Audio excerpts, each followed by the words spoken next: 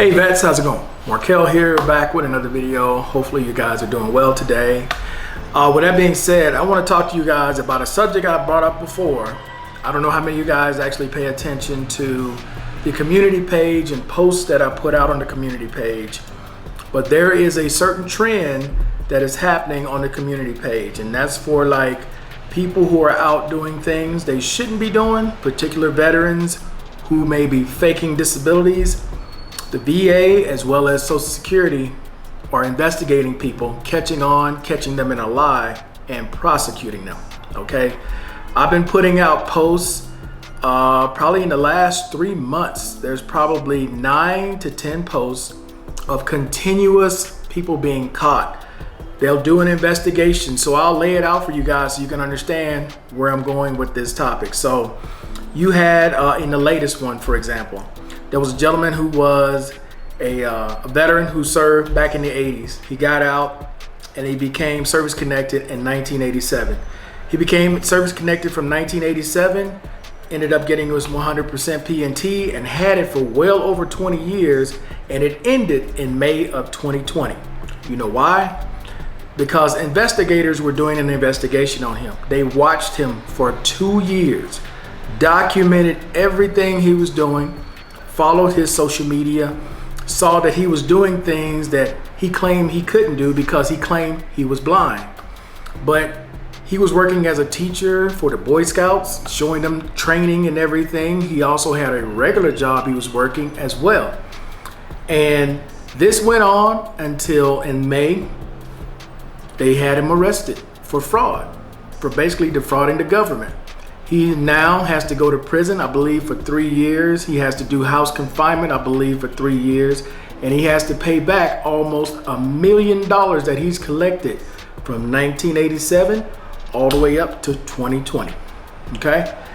This isn't like a one-off. There's tons of people out there who get caught daily lying about their disability, lying about their military services, lying about awards and things that they supposedly got in order to get more money or to get charitable organizations to donate to them. There are so many different stories out there, and it's not just veterans. It's for these companies and these organizations who are cheating veterans and cheating the government. You got to remember, the U.S. reach is very long. So it doesn't matter if you're overseas, doesn't matter where you are. If you're cheating the system, you will be caught. Make no mistake about it. You're going to be caught. It's just a matter of time. Now, I want to issue something that I've said before in passing, and for those of you who are watching up to this point, I need y'all to listen to me carefully. Because you will hear people say, okay, you've been denied in the States 3, 4, 5 times, right? Go to the Philippines, you'll get approved. I'm issuing you all this warning because it's coming. Those people who were previously denied in the States, denied multiple times in the States, all of a sudden got approved in the Philippines, okay? I need y'all to hear me. They're investigating those people. Those people who have legitimate disabilities that have been confirmed, they will have no problems. But for those who went to the Philippines, might find a doctor that they could pay $100 to, or $200 to, or $500 to say whatever, and then turn it in to the VA. They're going back and they're investigating all of that because they're looking at it going, how is it you couldn't get approved in the States, but now you go to the Philippines and all of a sudden you get 100%? Something that doesn't add up. So pay attention, okay? Watch as people who did that in the past, and they still may be living in the Philippines or they may be living somewhere else. They're going back and checking. They are really clamping down on fraudulent claims, people who are faking disabilities, the same with Social Security. Now, how do these people know who to look for? It's usually a tip. It's usually somebody either in your family, somebody you know, or somebody you may have just pissed off. Or in some cases, there are veterans who go to the VA, get out, you know, they got a wheelchair, they roll in, they watch them when they go back to their car because you're on camera. Everything on that VA building is on camera. Everything around that VA building is on camera. Gas stations, apartment buildings, whatever's near the government's facility, there's a camera on it. And they've seen veterans get in their car, you know, they got the wheelchair, the crane, and the whole thing, drive directly across the street, get out like normal, pump gas in their car, and drive on their way. Okay? They know there's a certain amount of fraud with everything, okay? People embellish their disabilities. Now, people who have legitimate disabilities, you got missing limbs, okay? You are in a situation like mine and some of the other ones like Love and Freedom. You've been x-rayed, questioned, tested to death. Every time you put in a claim, they run your stuff back through the system again to make sure this is what it was 10 years ago and it's confirmed. Okay. At that point, you know, they looking at it like, okay, well, he just got these disabilities. That's not faking. But also, guys, the bigger part, add context to what you're doing. I mentioned this before when I was talking about social media, man.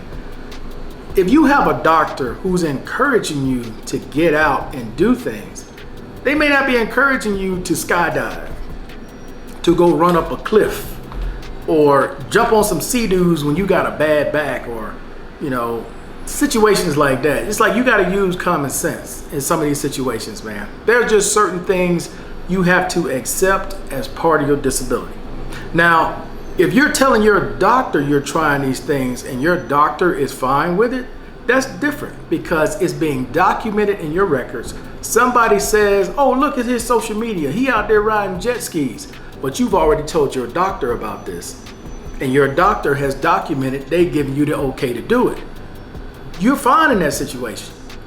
But when you have to explain and you go see your doctor or you talk to your doctor on telehealth, you don't tell them what you're doing, you're leaving it up to other people to make an interpretation about you and your character. Never do that. Like here, you know, I have an appointment tomorrow online, and one of the first things she's gonna ask me, okay, is, did you go out and do anything? You know, I don't want you just sitting in the house. I want you to get out. I want you to move more. I want you to do more. And it's easier said than done when you have certain disabilities, when you're not able to get out and move like you used to, you know.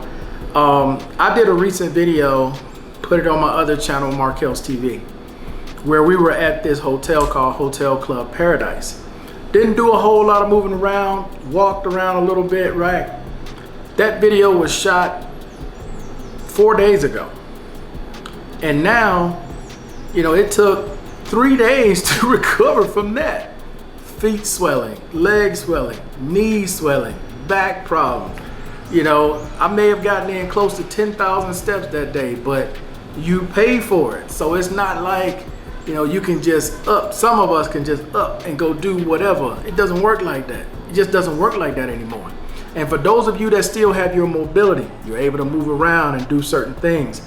Again, you want to provide context in your medical file, because if they start looking at you going, well, how is it that you can do all these things and you're supposed to be disabled? You want to refer to your medical record and say, hey, the doctor said I can do X, Y, and Z, or I can try to do X, Y, and Z. You have something here, CYA. But when you just go out on your own willy-nilly and just do things and you don't tell these people what you are doing, and it's like, man, I shouldn't have to tell nobody what I'm doing. You're right, you shouldn't have to. But in this age of social media, everybody got a camera. You piss off the right person and they got some kind of contact at the VA or at the Inspector General's office or with Social Security. Now you in trying to fight something when all you had to do was say, hey doc, I want to try this. Or hey doc, I'm flying to such and such. What do you think about that? And if they don't have a problem with it, great. But if they say, yeah, you know what, I don't think that's a good idea. I think you should do X, Y, and Z. That way, none of that comes back on you. And that's all I'm saying, man, is if you find yourself in a situation, right, where you're gonna make a life-changing decision, because you always gotta remember, even though you don't have to tell these people nothing you're doing, they're still paying you. If your income is heavily dependent on the US government, you gotta think, hey, maybe I should let somebody know what I'm doing instead of just doing it on my own. You understand what I'm saying? Because on social media, somebody sees something and interprets it a certain way. Oh, now how is he disabled and he traveling all over the globe? How he disabled and he's out here doing this with bad feet and bad back? Come on, man. All I'm saying is that your income is reliant heavily on the U.S. government. You should take time to think, hey, is this something I really should be doing? Or is this something I need to let somebody know that I'm doing? And 9 times out of 10, especially when your income is heavily dependent on the U.S. government, you want to let the doctors, psychiatrists, whoever knows what you're doing. Because if you don't and it comes back, you're going to regret it. You're not going to have a leg to stand on, okay? But with that being said, guys, I appreciate everybody watching as always. I will see you guys on Saturday for Roll Call Saturday. Until then, guys, I'm out. Peace.